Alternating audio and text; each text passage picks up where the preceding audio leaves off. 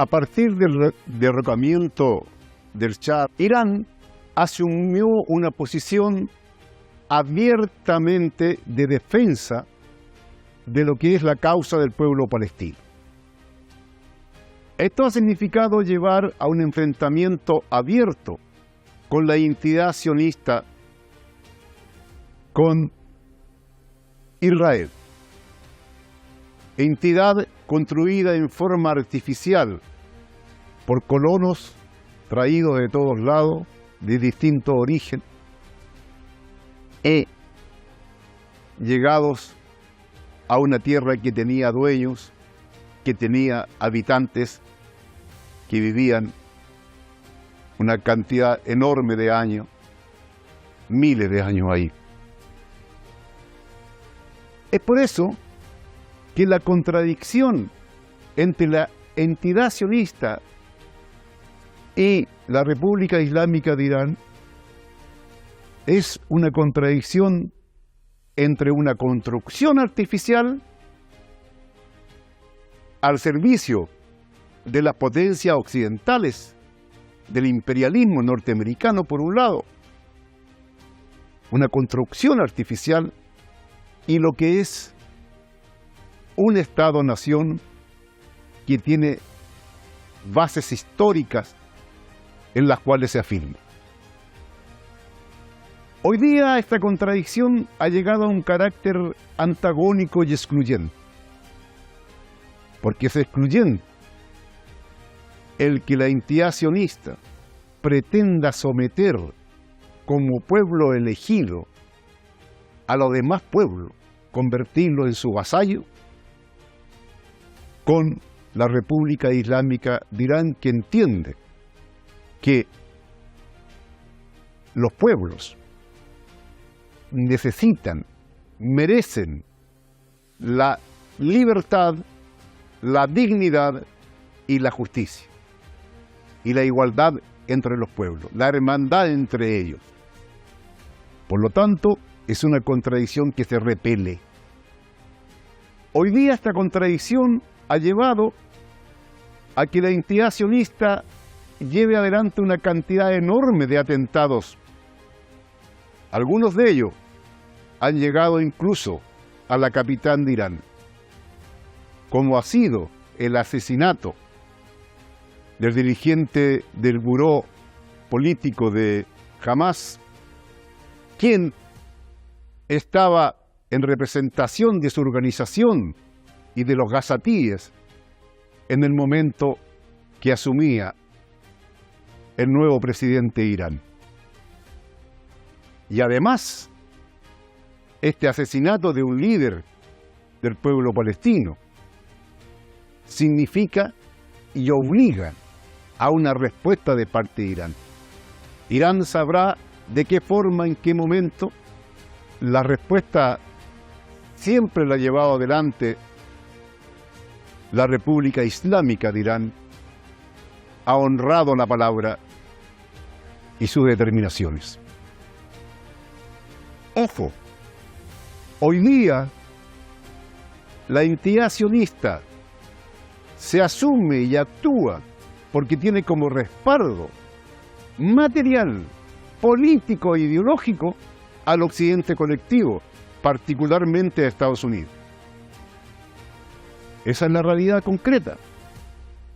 Es por eso que esta acción criminal de asesinar al dirigente de Hamas es la búsqueda de parte de la entidad sionista de involucrar a la República Islámica de Irán en una guerra de carácter regional y de grandes proporciones, y ocultar así o dejar en segundo plano al genocidio que han realizado impunemente sobre el pueblo gazatí.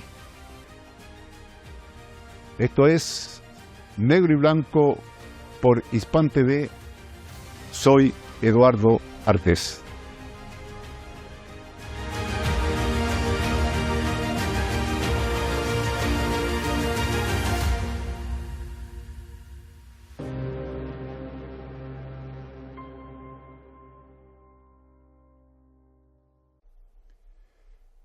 las contradicciones, y podríamos hablar de contradicciones antagónicas, excluyentes, entre la República Islámica de Irán y la entidad sionista que ocupa las tierras de Palestina, tiene un basamento ideológico, político y moral. Claramente estamos frente a una república, a una nación, a un país con una larga historia, como es Irán desde el tiempo de los persas. Y por otro lado, tenemos a una entidad, a un grupo de ocupantes, de colonos que están ocupando y usufructuando de un territorio que no les pertenece y que nunca les ha pertenecido. Estamos hablando de la entidad sionista conocida como Israel. Esa contradicción hoy día se expresa con mucha agudeza. Y para hablar de este tema en mucha profundidad, estamos desde Colombia con Víctor Correa Lugo, quien es académico, periodista y analista internacional, especialista en temas de Asia Occidental. Bienvenido, Víctor, acá a Negro y Blanco por Hispan TV. Gracias por la invitación. Víctor, esta contradicción que yo he denominado antagónica, excluyente, ¿ya? Tiene una historia, tiene un pasado. A ver si para introducir, ¿no?, nos alumbra un poquito en eso y luego pasamos ya a la cosa concreta de hoy día, lo que está sucediendo hoy día. A ver, yo creo que incluso, sin querer contradecirte, ni más faltaba, uno podía prescindir de ese pasado para ubicarse en quién está a favor de un proyecto humano y quién no en este momento. Pero vale la pena la invitación a mirar hacia atrás. La mayoría de países se han consolidado en el mundo a partir de imposiciones. La imposición de África cuando repartieron los europeos las fronteras como quisieron, la conquista de América Latina, en fin, tenemos toda una cantidad de historias coloniales. La ventaja de Irán hoy por hoy, que a mí me llama la atención, es cómo logran conjugar, por un lado, un pasado persa histórico como el que más, estamos hablando de ciudades como Persépolis, con miles y miles de años antes de Cristo o antes de nuestra era, si lo queremos mencionar así. Segundo, Irán logra, además de eso, juntar esa identidad persa con un proyecto nacional, que es la idea de Irán, y con un proyecto religioso, que es el chiismo. En ese sentido, Irán logra crear una identidad, pero es una identidad que fluye, que echa mano, como todos los países, de su propia historia, pero que eso la hace, digamos, mucho más sólida, mucho más natural, mucho más auténtica, esa sería la palabra. En el caso de Israel, han tenido que construir sobre la base de una serie de mentiras. La primera, no sabían si armar a Israel o no en Argentina o en Uganda, llegaron a pensar en Siberia o en la región de la histórica Palestina. Además de eso, es inventarse una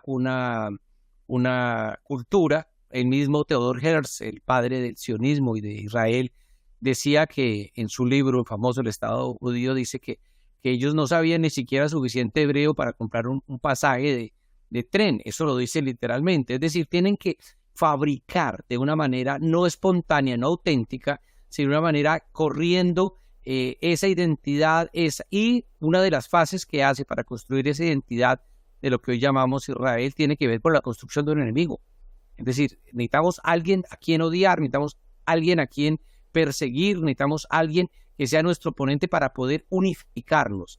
Por eso uno de los problemas graves está en que si se acabase, esto es una cosa hipotética, si sacáramos de la ecuación por completo a Palestina, los habitantes de lo que hoy se llama Israel entrarían a matarse entre ellos, ya lo estamos viendo, pero es que no tienen un proyecto colectivo. Así es, no tienen un proyecto ni una verdadera base desde la cual pararse y mirar el futuro, el cual, por cierto, para ellos parece que está negado.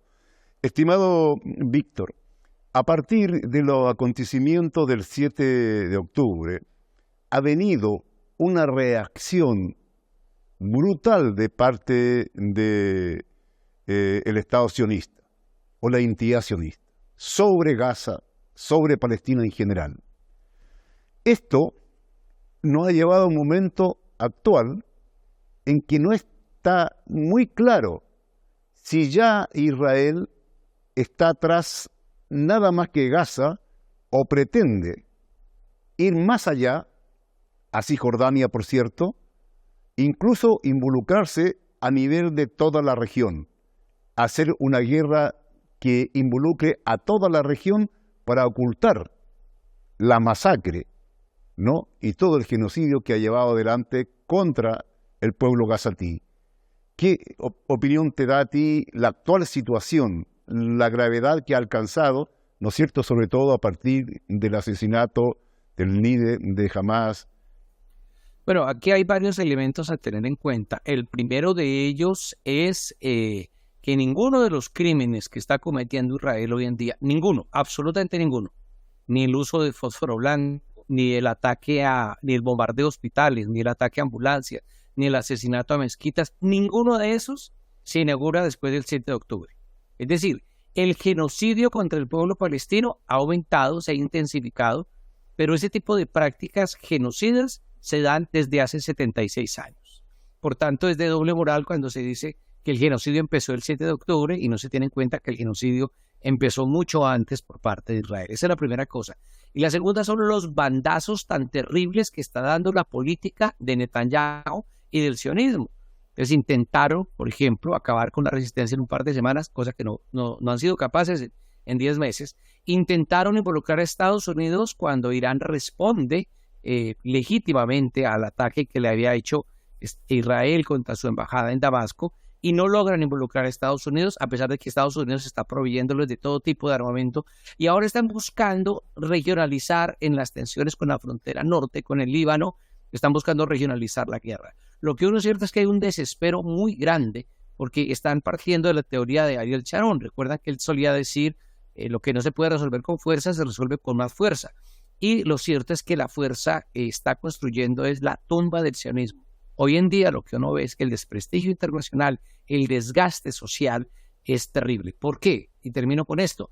Porque el proyecto sionista lo que busca es garantizar un hogar seguro para los judíos en la histórica Palestina. Y no hay lugar más inseguro para los judíos hoy que la histórica Palestina. Es decir, como proyecto político existencial, Israel hoy ha fracasado. Así es, ha fracasado como proyecto histórico. Es así. Y claro, buscan construir un hogar para el sionismo a nivel internacional y ser la punta de lanza de las potencias occidentales, no otra cosa en la zona. Estimado Víctor, vamos a una pausa y continuamos acá en Negro y Blanco.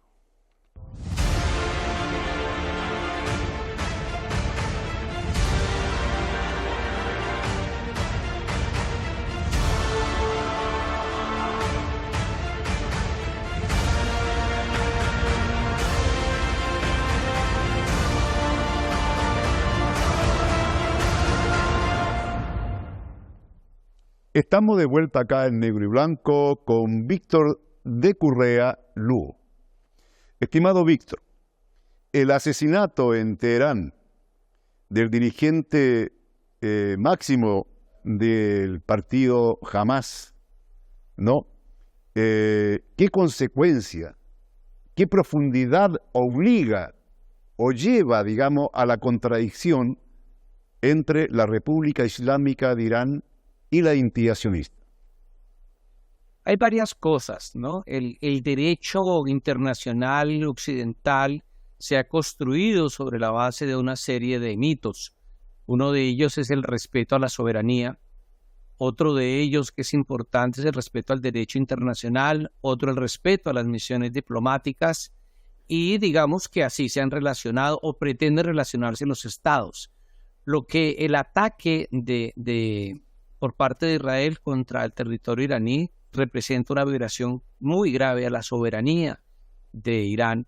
Pero además, recordemos que Ismail Haniyeh es el jefe negociador de un proyecto que es terrible, porque lo que estás asesinando es la salida negociada. Pero además de eso es un invitado con grado, con reconocimiento diplomático dentro de un territorio, y por tanto lo que busca asesinar a Israel es el derecho internacional, es la soberanía, es la diplomacia, es la negociación. No se trata solamente de asesinar a Ismail Haniyeh, que por cierto duele y tiene un impacto su muerte al interior de Hamas, pero que de ninguna manera va a representar un golpe grande, porque Hamas es una organización con una dirección colectiva que le permite, como lo ha demostrado, hacer los recambios del caso.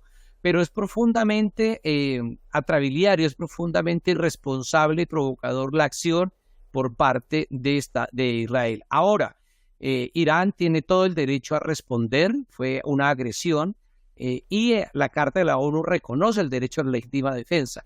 Pero es tan doloroso ver, y esto lo digo con total convicción, cómo 40.000 muertos no han generado una búsqueda de la paz, ni una cese al fuego, ni una tregua.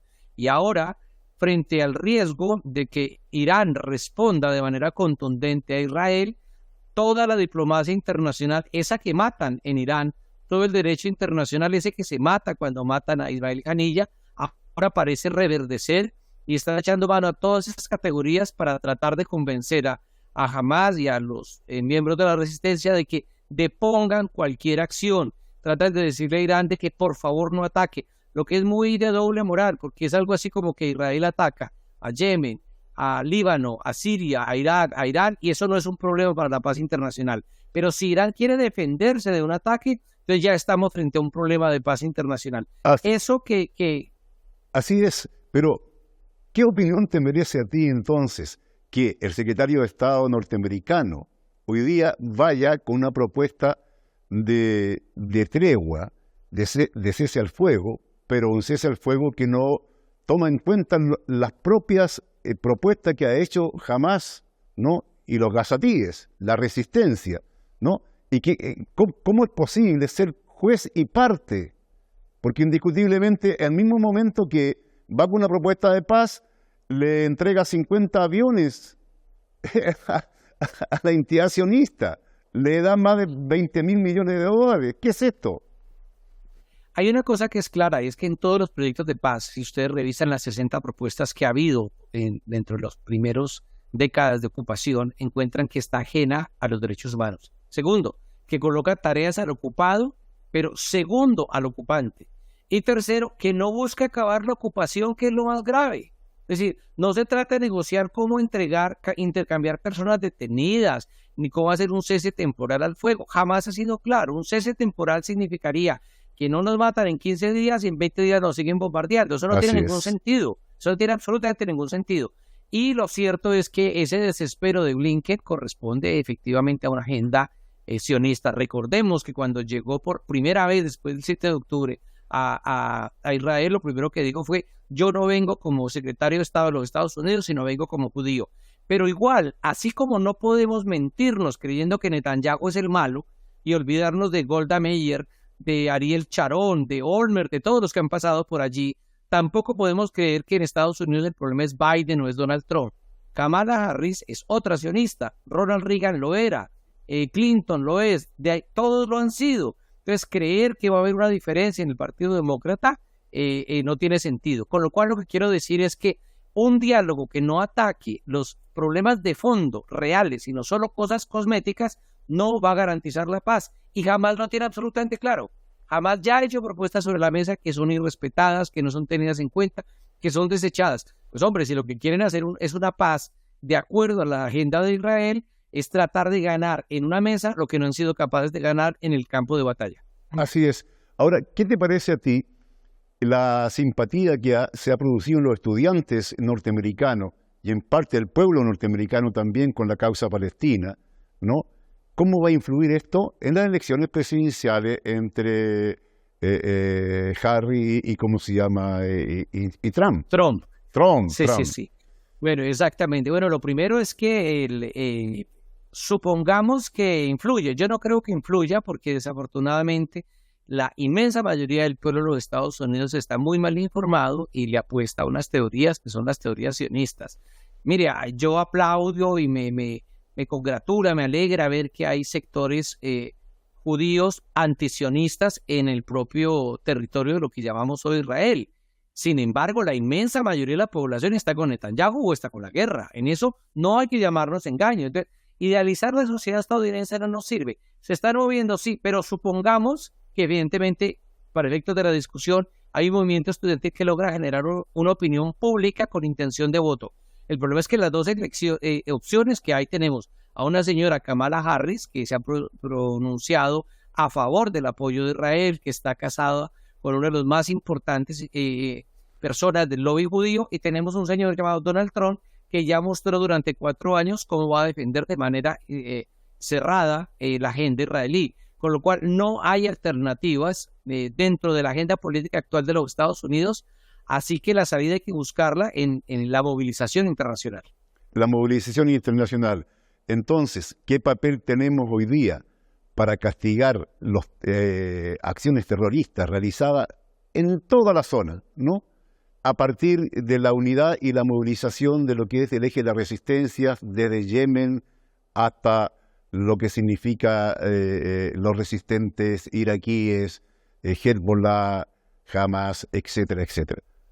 Hablando con un combatiente de Hezbollah, cosa que he hecho como periodista, lo digo porque luego van a decir cómo así que este señor habló con los de Hamas y habló con los de Hezbollah, así como periodista he entrevistado a varios líderes de la resistencia y me queda claro que hay una resistencia real, que es la que hacen los hutíes en Yemen, la que hace Hezbollah, una solidaridad con los palestinos como la que hacen las brigadas iraquíes, como la que hace Irán, y hay otra simbólica que estamos haciendo en el mundo. El problema es que no nos podemos quedar en lo simbólico, no nos podemos quedar solamente dándole like a algo en Facebook o colocando algo en Twitter o haciendo una columna o publicando un libro. Tenemos que avanzar y ese avanzar se puede dar, por ejemplo, no le vendemos un solo gramo más de carbón a Israel porque ese carbón permite la producción de bombas.